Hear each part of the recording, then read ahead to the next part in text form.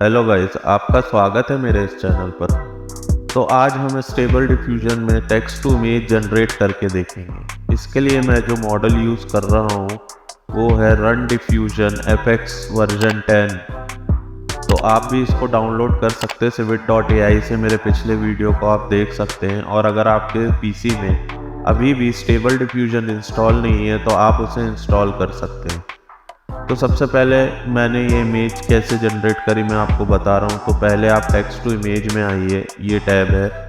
अगर आपका stable diffusion ऐसा खुलता है तो आप इस पर क्लिक कर सकते हैं। तो ये टेक्स्ट टू इमेज आ गया। इस पर आप प्रॉम्प्ट टाइप कर दीजिए जैसे मैंने किया, a single Batman muscular male, full body, clear face, perfect face, standing against walls, और ये बाकी साइड में आप जो भी टाइप करना चाहें। और नीचे आप देख सकते हैं ये नेगेटिव प्रॉम्प्ट है, यानी क्या आपको नहीं चाहिए इस इमेज में, तो आप उसे भी डाल सकते हैं। जैसा आप देख रहे हैं यहाँ पर मैंने बहुत सारी चीज़ें डाली हैं, आप भी डाल सकते हैं इन सब चीज़ों को। उसके बाद हम सैम्पलिंग मेथड देखेंगे। तो सैम्पलिंग मेथड में हम देख सकते हैं कि यहाँ पर बहुत सारे सैम्पल मेथड है, आप सबको ट्राई करके देख सकते हैं। सब कुछ ना कुछ अलग रिजल्ट प्रोड्यूस करेंगे सेम प्रॉम्प्ट पे। हालांकि सीड भी अलग होती है, मैं बताऊंगा अभी थोड़ी देर से। तो जैसे आप देख रहे हैं यहाँ पर अलग अलग चीज़ें हैं, तो मैं यूलर ए ही यूज़ करूँगा। और इसमें फेमस है यूज़ करने के लिए DPM double plus 2M Keras और DPM double plus 2SA Keras और 2M कैरास। ये ज़्यादातर लोग यूज़ करते हैं क्योंकि क्वालिटी अच्छी रहती है। आप यहाँ पर रिस्टोर फेसेस कर सकते हैं, ये सब अभी उतना ज़रूरी नहीं है आपको नॉर्मल इमेज जनरेट करने के लिए।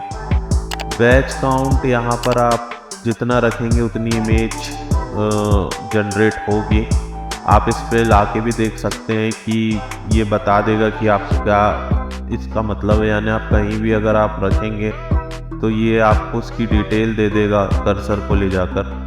और यहाँ पर आप बैच साइज को भी चेक कर सकते हैं कि how many image to create in a single batch size. उसके बाद आप विड्थ और हाइट को मैंने 1024 to 720 किया। अगर आपका GPU बहुत ज़्यादा अच्छा नहीं है, मेरा तो RTX 2060 है, तो अगर आपका GPU बहुत अच्छा नहीं है तो आप यहाँ पर कम कर सकते हैं। जैसे कि अगर आपको यहाँ यूज़ करना है तो 904 और हाइट पर 504 यूज़ कर सकते हैं।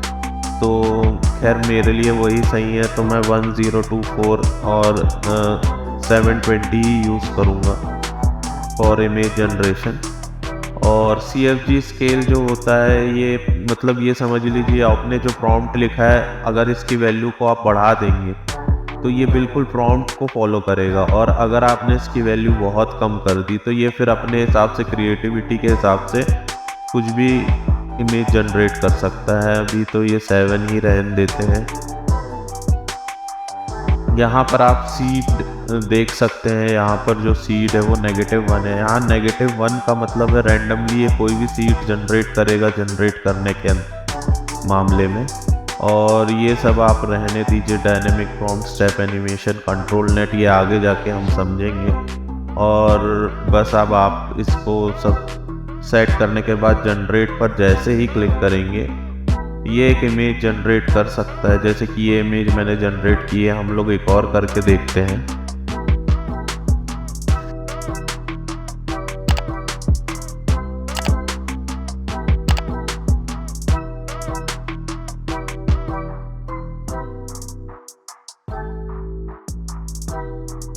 जैसे आप देख सकते हैं इसने ये इमेज जनरेट कर दी है। तो ऐसे ही आप कोई भी इमेज जनरेट कर सकते हैं। लेकिन अब इस इमेज को अगर आपने लो क्वालिटी में जनरेट किया है तो इसे हम अपस्केल भी कर सकते हैं। सबसे पहले आप इस इमेज को यहाँ पर नीचे देख रहे होंगे, सेंड टू इमेज पर क्लिक कर दीजिए। तो ये इमेज टू इमेज वाले टैब में आकर इसे सेंड कर देगा। उसके बाद आप इसमें भी वही सब देख सकते जो पिछले में देखा था, बस इसमें डीनॉइजिंग स्ट्रेंथ है, यानी अगर आप इसको बढ़ाएंगे तो ये करंट इमेज में बहुत सारे चेंजेस करेगा। आप इसको जितना कम रखेंगे ये उस इमेज को उतना ही कम चेंज करेगा। तो मुझे ज़्यादा चेंज चाहिए नहीं, मुझे बस इसे अपस्केल करना है, तो मैंने 0 कर दिया और मैं स्क्रिप्ट यूज़ करूँगा। इसे आप डाउनलोड कर सकते हैं एक्सटेंशन टैब में जाकर। इधर पर एक्सटेंशन टैब में जाइए और यहाँ पर अवेलेबल में जाके लोड फॉर्म कर दीजिए और उसके बाद आप इसमें ये वाला जो स्क्रिप्ट है वो डाउनलोड कर सकते हैं, जिसे अल्टीमेट एचडी अपस्केल कहा गया है। उसे बस वहाँ पर एक्सटेंशन में जाकर टाइप कर दीजिए अल्टीमेट, और वो आपको यहाँ दिखने लगेगा। मेरे में इंस्टॉल है इसलिए नहीं दिख रहा है, तो आप अगर इंस्टॉल में देखेंगे तो वो आपको दिखाई देगा अल्टीमेट ये रहा। तो ये वाला जो है अपस्केल आपको डाउनलोड करना है। उसके बाद आप इमेज टू इमेज में वापस आ जाइए और मैं ये स्क्रिप्ट यूज़ करूँगा और फिर इसमें ये ऑप्शन आ जाएंगे, तो मैं ES आर्गन यूज़ करूँगा और बाकी सब वैसे ही रहने देते हैं हम, और फिर इसको रन कर देते हैं और देखते हैं क्या होता है।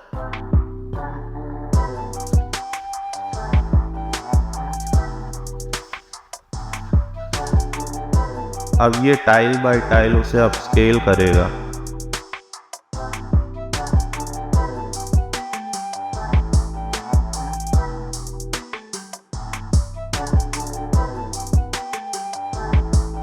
और इसने इमेज में और ज़्यादा क्रिस्पीनेस ला दी है, लेकिन अब अपन को इसको 4K या फिर 4x4 गुना अगर बड़ी करना है आपको इमेज, अगर आप इसको अपस्केल करना चाहते हैं तो आप इसे सेंड टू एक्स्ट्राज में भेज सकते हैं। आप यहाँ पर नीचे देख सकते हैं सेंड टू एक्स्ट्राज है, इस पर क्लिक कीजिए और यहाँ पर आ जाएगा।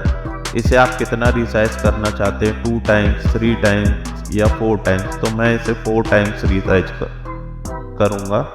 और आप देख सकते हैं अपस्केलर मैं यूज़ करूँगा ES आर्गन 4X, और दूसरा भी आप यूज़ कर सकते हैं पर अभी रहने दीजिए इसे, और हम यहाँ जनरेट पे क्लिक करेंगे।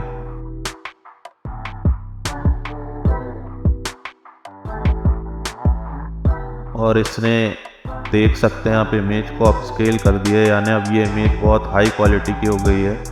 जब आप इसे यहाँ पर फोल्डर है इसे ओपन करके देखेंगे और यहाँ पर आप एक्स्ट्राज में जाएंगे तो इसने JPG और PNG दोनों फॉर्मेट में इसे आपके उस अब आउटपुट फोल्डर में डाउनलोड कर दिया है। तो आप इसे ओपन करिए और ये बहुत ज़्यादा ही हाई क्वालिटी इमेज हो गई है। तो आप देख सकते हैं हम बहुत कुछ इसमें ट्राई कर सकते हैं। आप भी एक्सपेरिमेंट करिए और मुझे उम्मीद है आपको ये ट्यूटोरियल पसंद आया होगा टेक्स्ट टू इमेज का।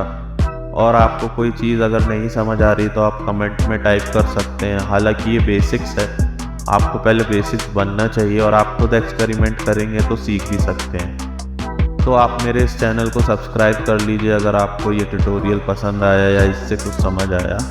और फिर हम आगे और भी ऐसे ट्यूटोरियल लेके आएंगे जिसमें मैं आपको इमेज टू इमेज जनरेशन और इनको कैसे यूज़ करना है ये मैं बताऊंगा हिंदी में। तब तक के लिए बाय।